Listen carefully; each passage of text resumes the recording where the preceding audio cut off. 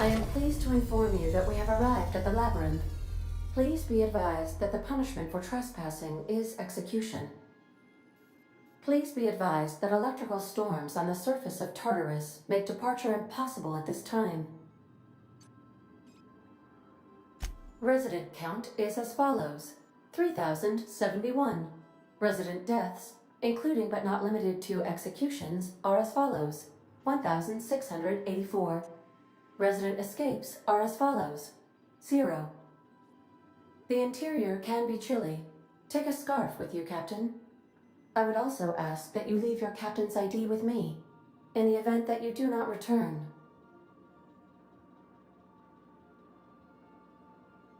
Understood.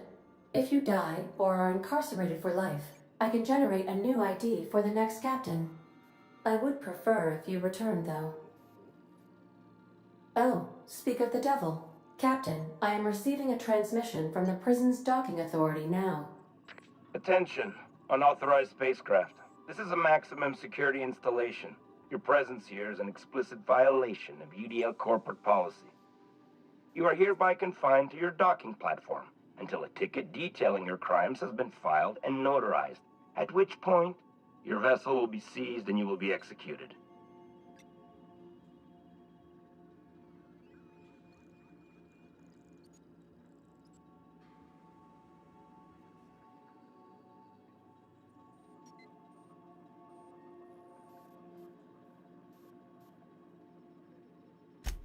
UDL does appreciate the courtesy you've done us by delivering yourself here. As a show of our deepest gratitude, we will make your execution quite swift.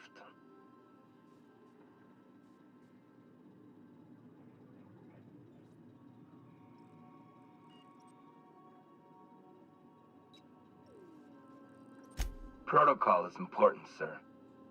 The sentencing of one crime does not preclude the sentencing of another, technically speaking. Tartarus Docking Authority signing up. Hang on. Looks like you're gonna have company at the execution. Another ship just pulled into your dock. Wait, is that from the Groundbreaker? What the? Pay no mind to that. Just have a pleasant day. Transmission terminated. How can I be of assistance? I'll be here.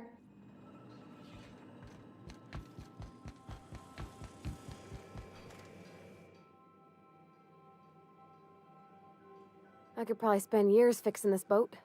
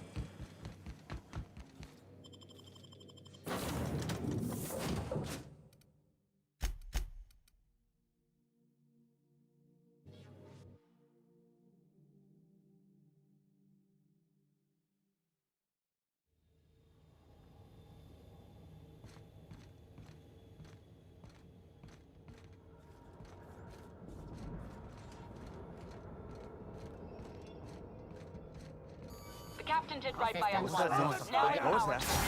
The board will never own Groundbreaker. Not while I breathe. Push on, my guy.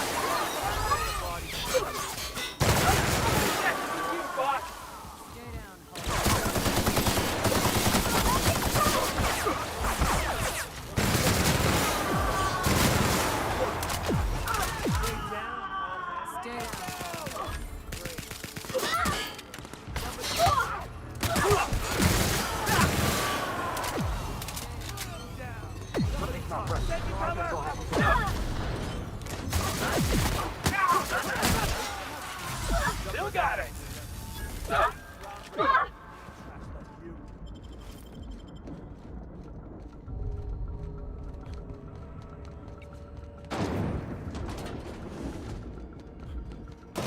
Wonder how long we'd last on the surface. This might be the loneliest place in the whole system.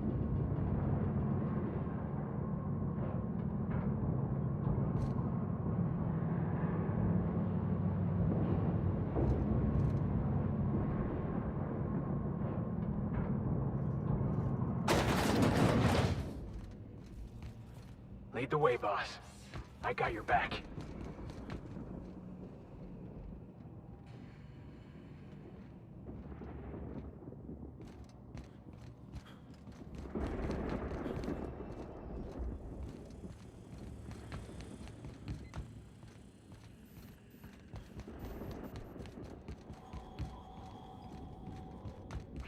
Something's not right. What? Incoming!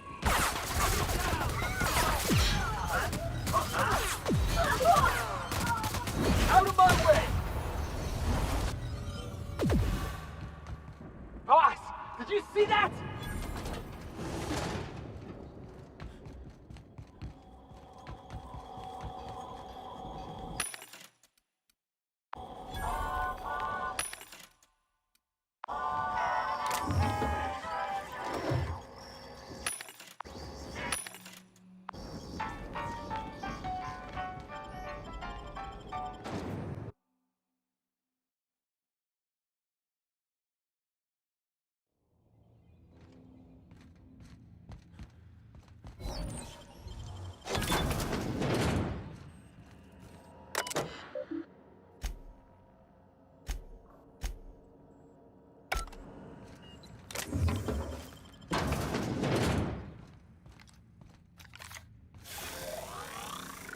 Have a good brawl! Nice work! Here they come! Don't let up!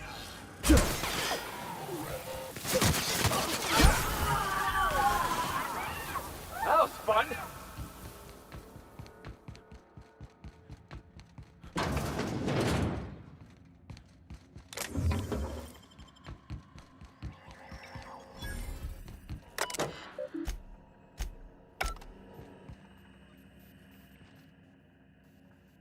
I'm working as fast as I can, all right? If y'all would... Is that a joke? Y'all call me out to fix the...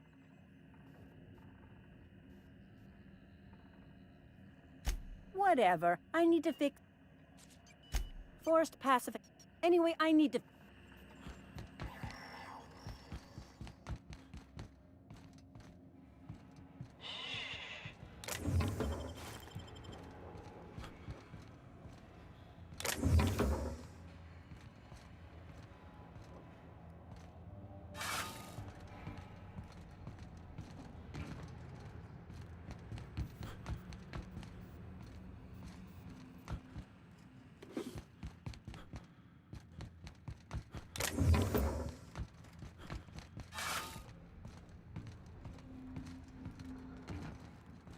Jackass is incoming! He messes with you, boss.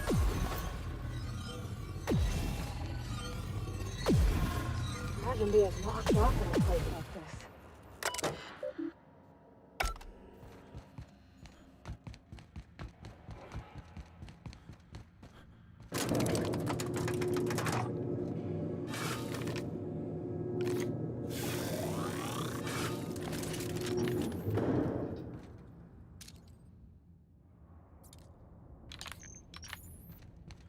All right, MSI.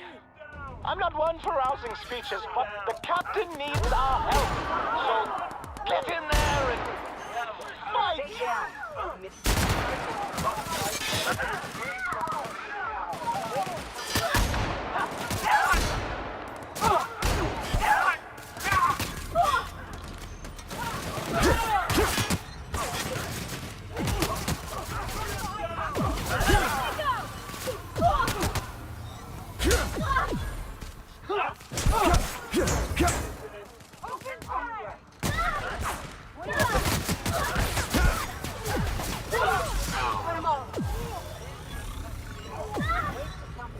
Hey, boss! Watch this!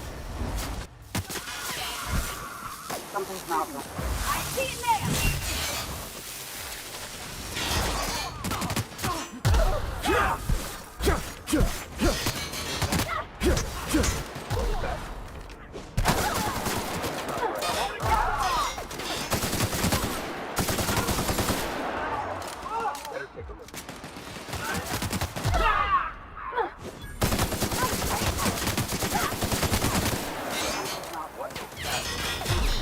Thought I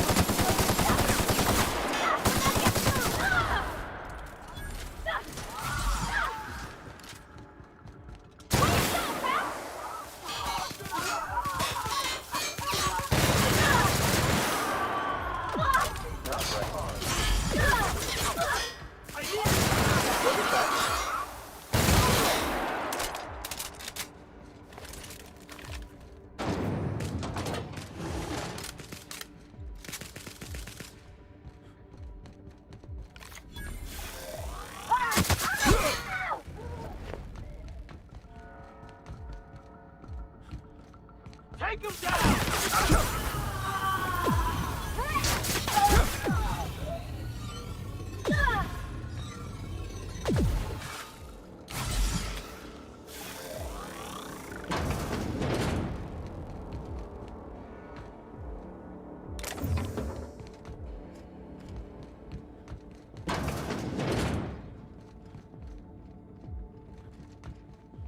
Incoming! No pressure! One!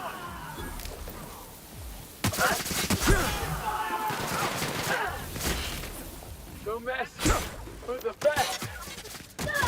Everyone all right?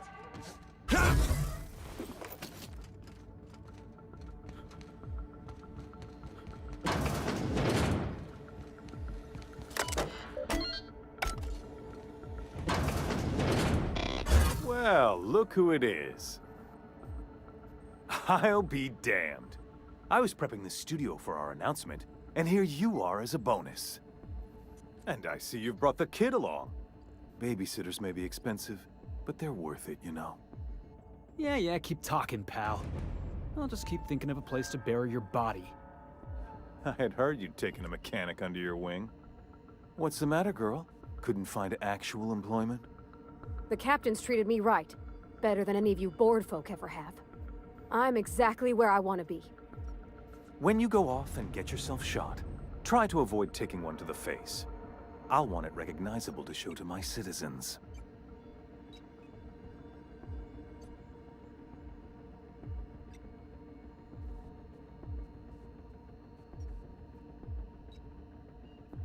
Haven't you heard?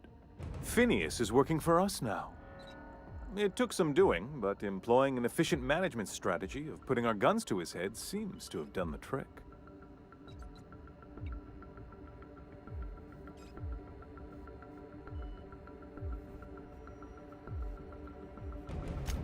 Yes, he is an extraordinarily obstinate fellow, isn't he? Fine, he isn't working for us per se. Semantics, he'll come around. But that's between us. As far as my adoring citizens will know, we've turned a dangerous crackpot into a working-class man. It's a miracle.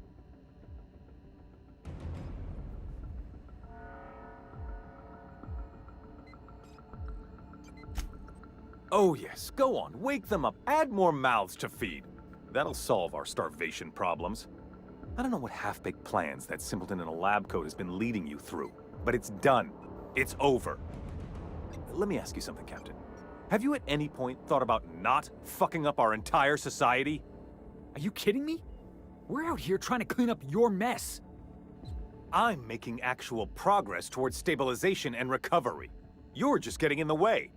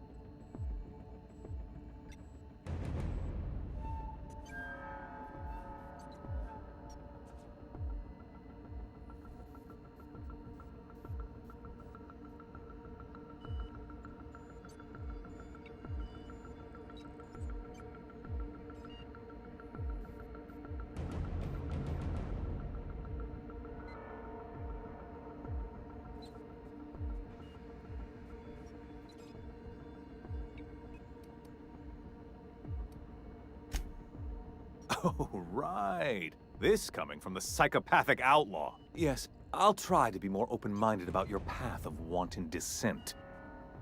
We don't need your help. I'll admit, there's no shortage of talent in the scientists and engineers there. Look, I'm not an unreasonable man. If you manage to storm the castle, as it were, and make it out of here with Phineas alive, I can't exactly afford more havoc than you've already caused. Fine.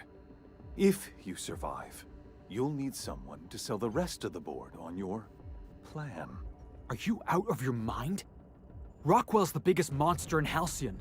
You got any idea how many lives he's destroyed? How many people he's hurt? I've had enough. You even think about cooperating with this animal? And you and I are finished.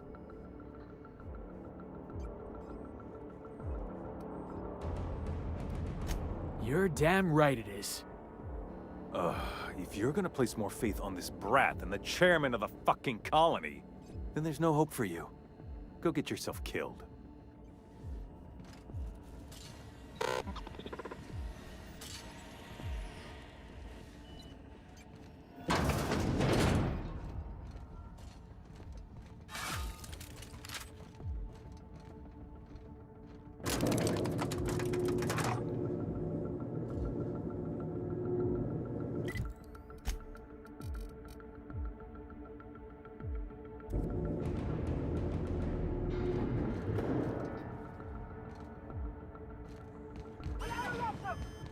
Looks like we're doing this.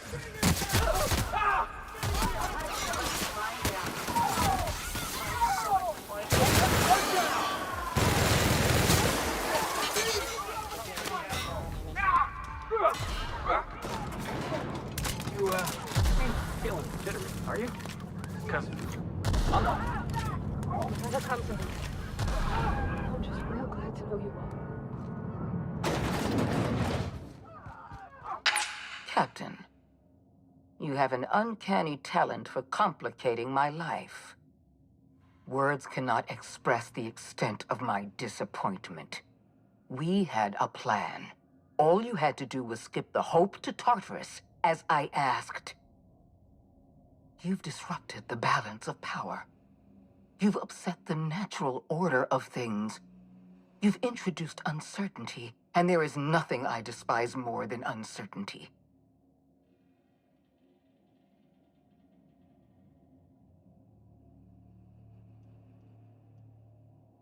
Do you imagine you're leading some grand revolutionary army? Those barbarians from Monarch are running wild in my prison. I suppose I have you to thank for this indignity.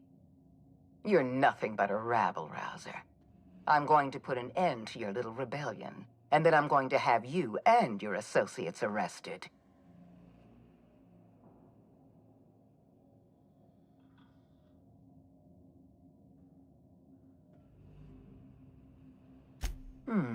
You make a nuanced and compelling argument. Here's my rebuttal. No.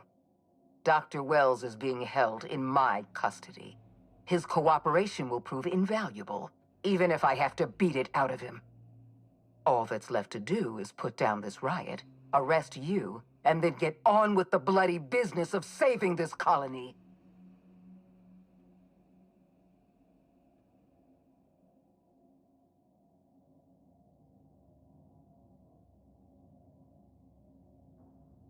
In that we are in agreement. An end to violence is precisely what I want. An end to chaos. An end to senseless loss of life.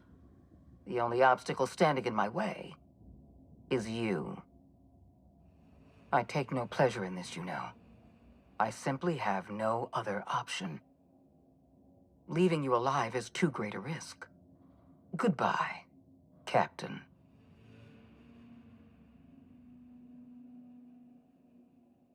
I had a feeling you'd say that. This prison is equipped with an automechanical warden. I've had it programmed to eliminate you on sight and rinse your remains down a drain. And don't worry. I will inform Dr. Wells that you died heroically, or something.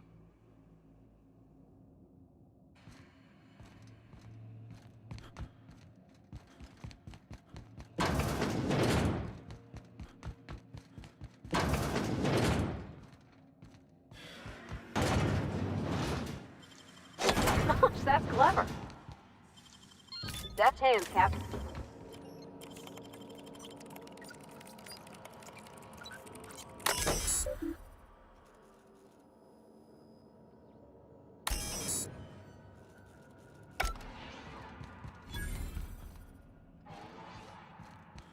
Heads up, boss!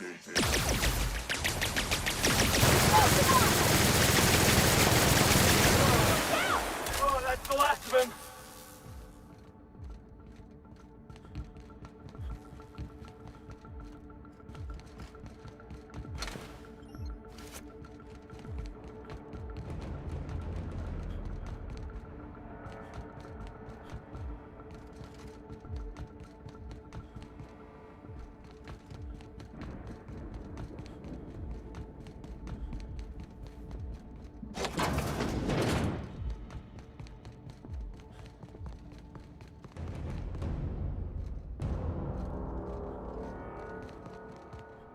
Why won't you just die?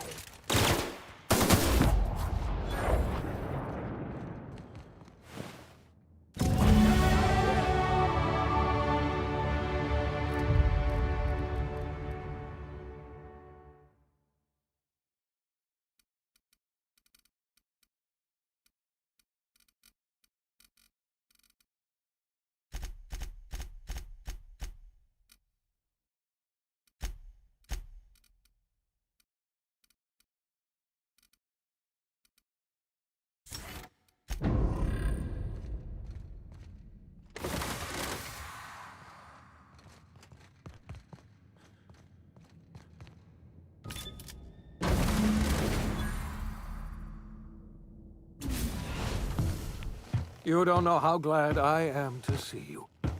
You did the right thing. Akande was a monster. Her death was much deserved, and long overdue.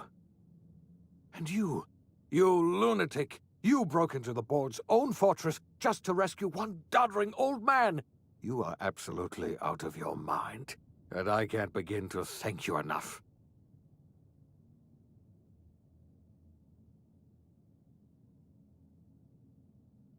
I'm all right, thanks to you. Akande wanted my cooperation. I'm quite sure she would have beaten it out of me if you hadn't arrived. You've broken the board's stranglehold on this colony, and you saved my life.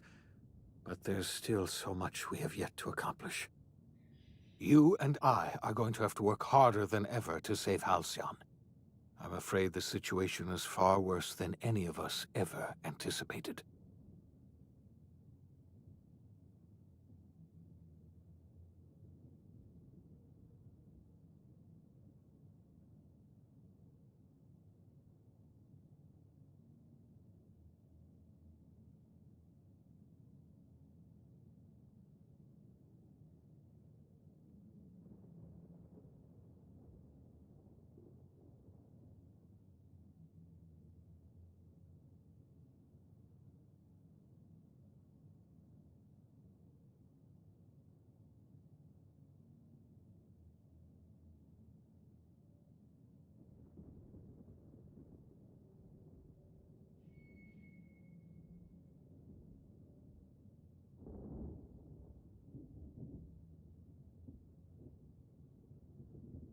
I would like nothing more than to celebrate this victory, but we have a serious problem on our hands. Earth has gone dark. We haven't received a single message in 3 years. There's been no communication, no signals, nothing. 2 years ago, the Earth's Directorate's frigate disappeared on their way back to Earth. We don't know what they discovered when they arrived, or if they arrived at all. Hold on, Doc. Are you telling me the Earth went dark 3 years ago, and the board's just been covering this up? They've been incredibly effective at concealing the truth. Right now, the only people in the colony who know are standing in this room. You mean we're all alone out here? Really alone? I'm afraid so, Miss Holcomb. Halcyon is the only home we have left. Returning to Earth is no longer an option. We're in serious trouble, my friend. Do you know what this means for Halcyon? We can't rely on Earth for support anymore. We've been cut loose. We're entirely on our own. Yes, you're right. The road is long, and we haven't a moment to waste. We must begin the revival process immediately, starting with the Hope's brightest minds, and then we're going to fix this damn colony, one problem at a time. We're going to need a leader, and I can't imagine a better person for the job than you. What do you say, old friend? Will you help us?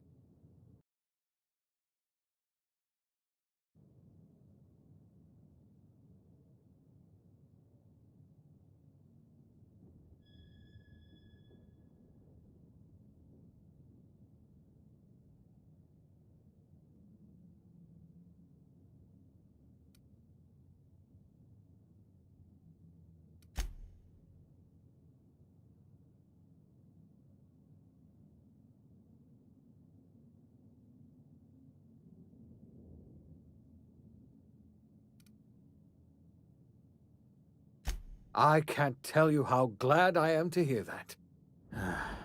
When I revived you, I thought we were going to save this colony all by ourselves, but I was wrong. We can't save Halcyon on our own. We're all going to have to pull together, somehow. We are not a colony anymore.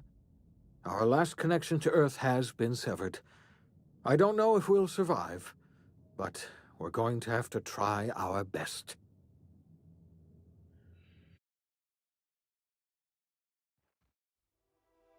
The OSI teaches that everything in the universe happens according to the grand plan. But the stranger that arrived in Halcyon was an unplanned variable. From the moment he landed in Emerald Vale, his actions altered the course of history. The events on Tartarus brought about the end of the board's authority. But the board's mistakes would haunt the colony for decades to come. The damage they left behind would require the work of a generation to repair. Dr. Phineas Wells began reviving a handful of the Hope's colonists.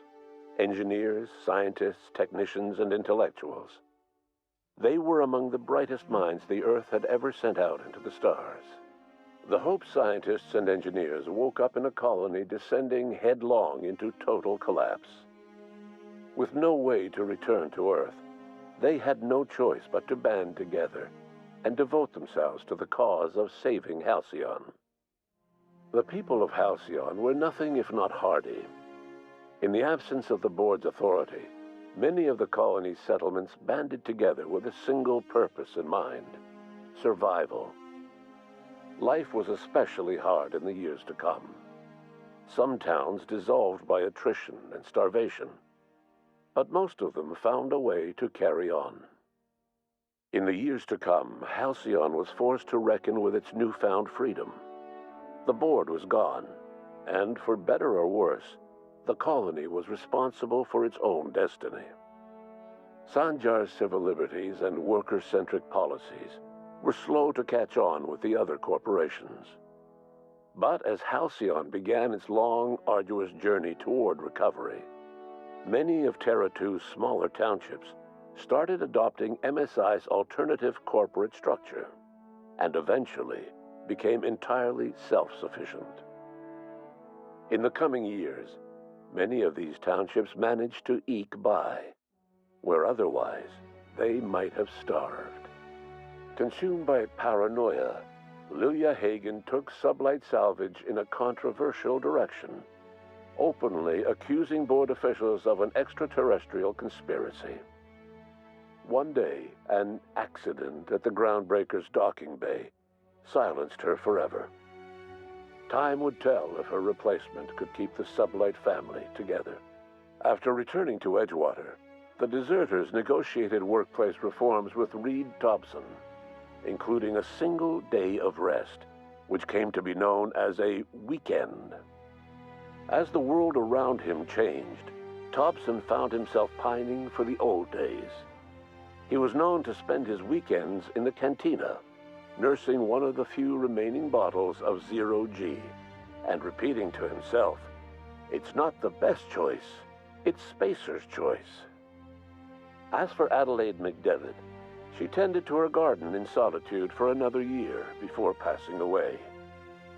Her body was discovered some months later, when Reed Thompson paid her a visit in an effort to make amends. Her remains were buried in a place of honor, underneath the floor of the Edgewater Cannery. Reed believed this was what she always wanted.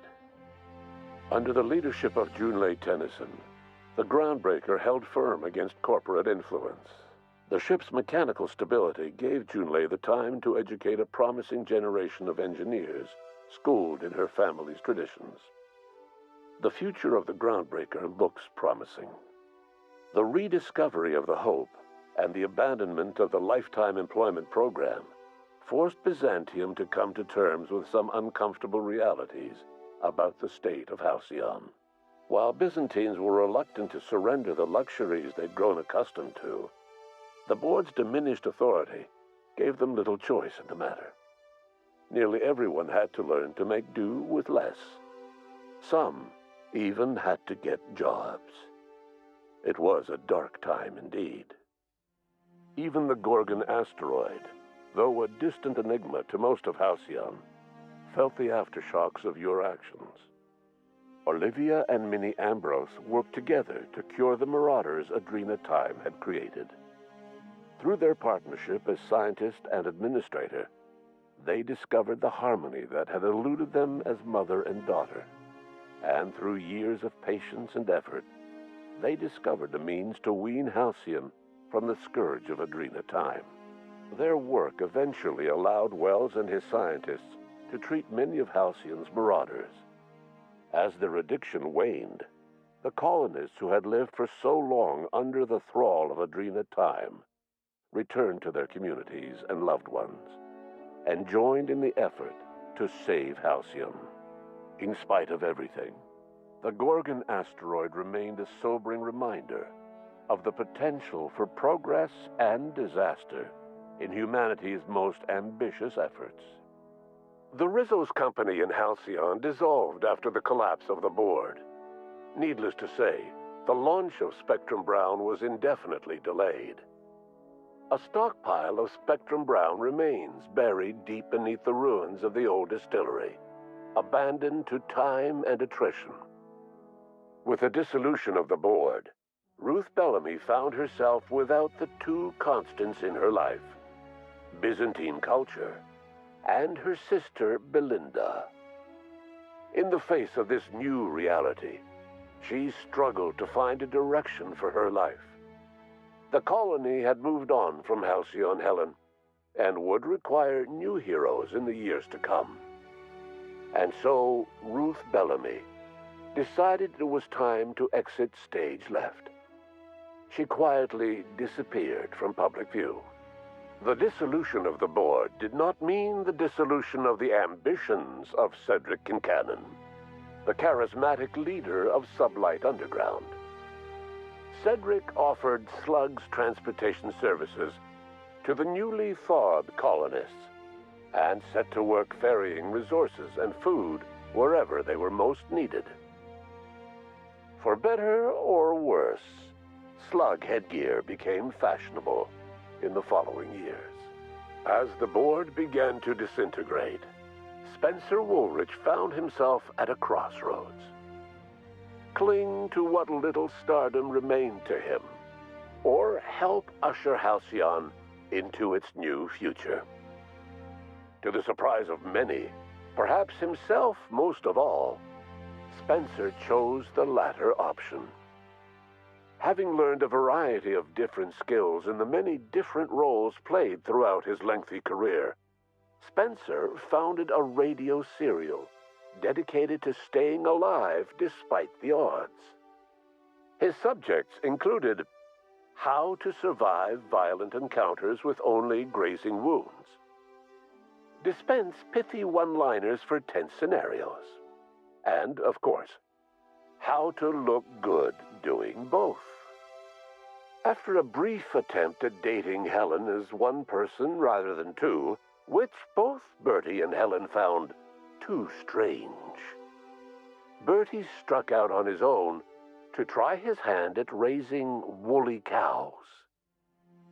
Many of his former Rangers teammates soon followed, accompanied by the woolly cow the team had originally plied with alcohol. The dairy farm thrived under Bertie's leadership and care. The Dairy Rangers privately believed that the woolly cows softened Bertie's temper considerably, although the only one brave enough to say this to his face was promptly headbutted. Due to the board's dissolution, many of the Prophet's old customers no longer found quite the same value in productivity seminars that they once had. With her business drying up, the Prophet chose to take her followers down a new path. Months later, salvagers on Eridanos found clues leading them to a seemingly abandoned bunker out in the wilderness. Inside, they discovered horribly mangled corpses, sacrificed to a blood-scrawled portrait of a sprat-headed deity. The Prophet was not among the bodies. your influence shifted Ellie's perspective. She finally admitted, albeit grudgingly, that she just might need other people. Sometimes. With a steady income from the life insurance payouts, she was finally able to afford a ship of her own. She hired a small crew and flew supply missions to communities on the fringe. Some of them were even legal. Life in Halcyon was sobering for Felix Millstone. The grand revolution he dreamed of never came. There was no great awakening for the colony, no celebrations in the streets. There was only the hard, desperate work of trying to repair a broken colony. Felix never had a head for numbers, but if there was labor to be done, he was there to help. Eventually, Felix realized that the work of a revolution was done with two hands. As much as he enjoyed his adventures aboard the Unreliable, the vicar, known as Max, eventually decided that it was time to move on, to live out the life he had sought so long to create. He knew there were many in the colony who carried burdens much worse than the ones he had struggled with, and he devoted himself to easing their suffering wherever he could. He only ever took up arms again to defend the defenseless.